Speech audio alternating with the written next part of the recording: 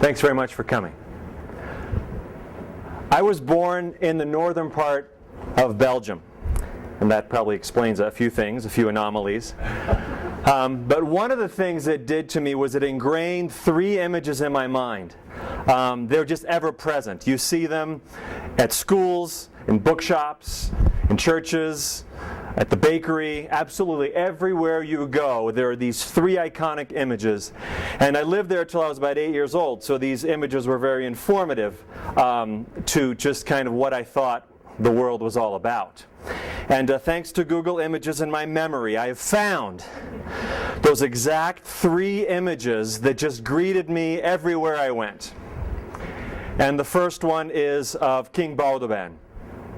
Belgium is a constitutional monarchy, so in 1831, Belgium became an independent country. They decided this family would be a good kind of monarchy, and they play largely an executive, symbolic role in the government. So this is King Boudewijn. He greeted me absolutely everywhere I went. The next figure, probably familiar with, I think it's what Will Ferrell calls the hippie Jesus. Belgium is a Catholic country, and it claims to be 98% Catholicism, and so this figure of the long-haired white hippie Jesus greeted me pretty much everywhere I went. And the last image, very familiar in Colorado, is the image of Eddy Merckx. Eddy Merckx is absolutely godlike in Belgium. If he was training, if he was anywhere in your part of the country, you went out and stood on the street hoping to just watch him go by. And of course, cyclists go so fast, everybody would be claiming, I saw Eddy Merckx today training. But Eddy Merckx, of course, the greatest cyclist that ever lived, and I think even Lance Armstrong would agree with that. Now, it is in these 6 eyeballs, well, in 2 of them, not in all 6. But it's really in 2 of these eyeballs. There resides the reason why I teach. And that's kind of the question that I want to unpack and just kind of share with you today, and then leave you with a question at the end. It was a fire and a passion that I saw in the eyes of Eddy Merckx that I wanted to have that. I wanted to have that passion, and I wanted to be in a way like Eddy Merckx. Now, no disrespect to Jesus or the King, but it just looked like Eddie was having more fun. Okay? And what he said to me, what those eyes said to me was, follow your passion. Be passionate about what you do. Watching the Tour de France on my grandfather's knee in the 70s, this is the look. There was something I wanted to be, and I wanted to surround myself with other people who had this fire and had this passion. So chasing this passion is, and again, I have to admit, at 8 years old, I didn't necessarily know what I wanted to do, but what I did know is I kind of wanted to have this look. I wanted to be around people who had this passion, this fire in their eyes. So I started looking, and I started with my mom's record collection, and there's something going on here. I was like, all right, I want to know kind of what's behind the eyes here. And then I got into my sister's record collection, slightly different look. And then I got into my brother's record collection, and I'm just kind of curious, like, what's going on here? These people seem to be passionate. They seem to know something. I want to be around people who kind of have that passionate look. And then for me, of course, it was my favorite of the solo albums, 1975. And then for me, of course, it was Van Halen. There was just something about that. How can I be that rock star? I want to be both David Lee Roth and Eddie Van Halen. I want to be a combination. Look at the lines up there. Yeah. These are my idols. I admit it. Now, of course, seeking passion and fire in people's eyes sometimes, got me into trouble.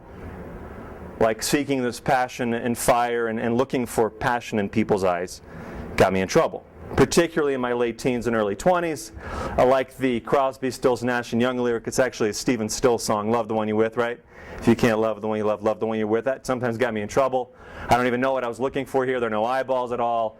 So sometimes I went off course in my search to be around people who are passionate. But things really clicked and lined up. And isn't that interesting to go from this slide to this slide? But I'm going to do it because I just did. But there was something that happened when I was 18 years old, working as a camp counselor at Camp Arrowhead in Northern Virginia, YMCA camp counselor, me. And I'd just come back from a long hike with a group of kids who don't often get to be in nature, a group from the inner city, coming back from a hike along the tributary of the Appomattox River. We came back, we'd collected sticks and leaves and rocks, and we're coming back to base camp for an arts and crafts project. And I got back there, and I'm looking around, and just the passion and the fire in the eyes of these kids, that was the look, right? That was the look that I saw at Native Americans when I was growing up. And then I looked around to the people that I was working with, the other camp counselors, some of them dear friends. Many of them committed also their lives to education and to teaching. Again, just childhood friends. They're still teaching today. And I looked in their eyes, and they kind of had the look. And I was like, all right, this is it. It was the first time I'd seen it. This is it. I now know. My path is clear. This is what I want to do. I made a decision at 18 years old to say I'm going to dedicate my life to teaching because that's how I can surround myself. And I'm surrounded by passionate eyes right now. And that was just the moment where it clicked. I think it helped that I was reading Jack Kerouac's On the Road. Actually, the first book I ever read from cover to cover. I was a late bloomer. But again, the look obviously with Kerouac, here's before On the Road. Here's after On the Road. See what the road does to you. But of course, it wasn't just his look, but it was his book, On the Road, which really moved me. And I like to kind of close with a very famous passage from On the Road, because I think it kind of captures, it kind of solidifies the answer to my question. And those of you that have read the book, you know this quote. You're familiar with this quote. It is, the only ones for me are the mad ones, the ones who are mad to live, mad to talk, mad to be saved, and desirous of everything at the same time. Does that remind you of some of our students?